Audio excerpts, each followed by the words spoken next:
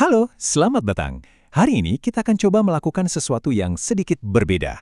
Kita nggak akan membahas buku tebal atau data yang rumit. Sebaliknya, kita akan membedah satu kalimat saja. Ya, cuma satu kalimat. Tapi dari sini kita akan mengungkap sebuah konsep yang dalam banget tentang sifat manusia. Oke, kita mulai ya. Pusat dari pembahasan kita kali ini adalah satu nama, Zalanbur. Nah, pertanyaan pertama yang langsung muncul di kepala tentu saja, siapa atau apa sih sebenarnya Zalanbur ini?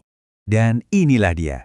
Inilah kalimat yang akan kita operasi habis-habisan. Setiap katanya punya makna.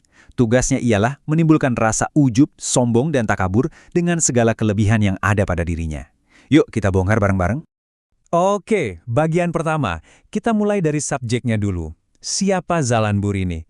Yang menarik, sumber kita ini sama sekali nggak ngasih deskripsi fisiknya. Atau asalnya dari mana? Justru ini yang bikin sosoknya jadi makin misterius kan?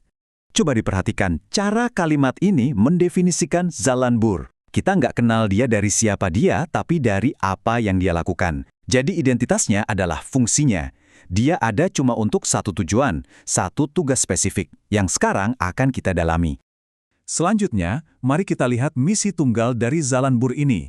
Ini bukan sekedar tugas biasa loh, ini adalah sebuah misi yang langsung menargetkan ke dalam psikologi manusia. Lihat kata kuncinya di sini.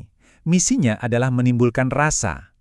Jadi ini bukan tentang paksaan fisik dari luar. Justru sebaliknya, Zalanbur ini kerjanya dari dalam, menanamkan perasaan-perasaan tertentu di dalam diri seseorang. Ini adalah pertarungan yang terjadi di arena emosi dan pikiran kita. Sekarang kita sampai di jantung kalimat ini. Perasaan apa sih yang mau ditimbulkan? Nah, sumber kita ini menyebutkan 3 kata yang sering kita anggap sama, padahal punya nuansa yang beda banget. Anggap saja ini 3 wajah dari kesombongan. Mari kita mulai dengan yang pertama, ujub.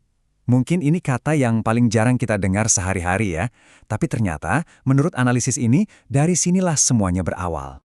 Jadi ujub itu adalah bentuk kesombongan yang paling personal, paling internal. Ini adalah momen saat kita melihat kelebihan kita, entah itu kepintaran, harta, atau penampilan, lalu kita merasa kagum sama diri sendiri. Udah, titik. Di tahap ini, belum ada perbandingan dengan orang lain. Ini adalah kekaguman yang terisolasi, semacam kesombongan yang cuma berbisik di dalam hati. Nah, dari perasaan internal ujub tadi, kita beranjak naik satu tingkat ke sesuatu yang lebih kita kenali, sombong. Ini adalah sebuah progresi yang bisa dibilang cukup alami. Nah, disinilah bedanya. Kalau ujub fokusnya ke dalam, sombong itu fokusnya keluar. Perbandingan mulai dimainkan di sini. Rasa kagum pada diri sendiri tadi kini diekspresikan. Seseorang mulai merasa lebih unggul dari orang lain, dan yang lebih penting, mulai memandang rendah mereka. Jadi sombong itu butuh penonton, atau setidaknya butuh orang lain untuk dijadikan pembanding. Dan akhirnya kita sampai di puncak spektrum ini, bentuk yang paling berbahaya dan paling merusak, takabur. Takabur itu udah level tertinggi. Ini bukan lagi sekedar merasa lebih baik dari orang lain. Ini adalah kondisi di mana kesombongan itu udah membutakan seseorang dari kebenaran. Mereka menolak nasihat, menolak kritik, atau fakta apapun yang nggak sejalan dengan citra superior mereka.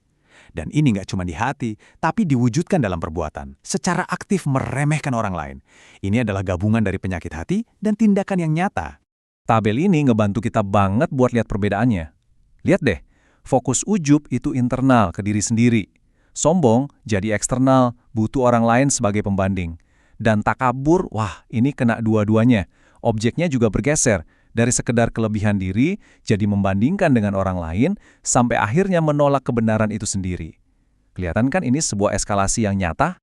Oke, sekarang kita udah paham perasaan apa saja yang ditimbulkan. Tapi, gimana caranya? Bagaimana mekanismenya? Bagian terakhir dari kalimat ini ngasih kita jawabannya, yaitu pemicunya. Ini nih bagian yang paling ironis sekaligus paling kuat. Pemicunya bukanlah kelemahan atau kekurangan kita. Pemicunya justru segala kelebihan yang ada pada dirinya.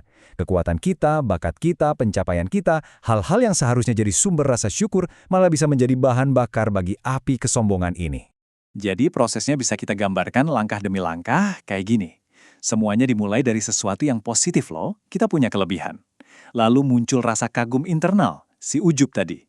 Kalau ini nggak dikendalikan, bisa meluap keluar menjadi sombong, di mana kita mulai membandingkan dan merendahkan. Dan puncaknya, ini bisa mengeras menjadi takabur, penolakan total terhadap kebenaran. Ini benar-benar sebuah lereng yang sangat licin. Jadi setelah membedah setiap kata dari kalimat tunggal ini, apa yang bisa kita ambil sebagai pelajaran? Nah, mari kita masuk ke bagian refleksi.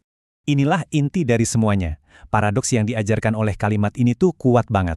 Aset terbesar kita, bakat, kecerdasan, pengaruh, justru bisa menjadi pintu masuk bagi kelemahan kita yang paling merusak. Memahami tangga eskalasi dari ujub ke takabur, ini adalah kunci untuk mengenali kapan aset kita mulai berubah menjadi racun. Untuk menutup pembahasan ini, saya mau meninggalkan Anda dengan satu pertanyaan untuk direnungkan. Garis antara rasa syukur atas kelebihan yang kita punya dengan kesombongan karenanya, itu kan bisa jadi sangat tipis. Nah, menurut Anda, di manakah letak garis itu? Dan bagaimana cara kita memastikan kita tetap berada di sisi yang benar? Terima kasih sudah menyimak.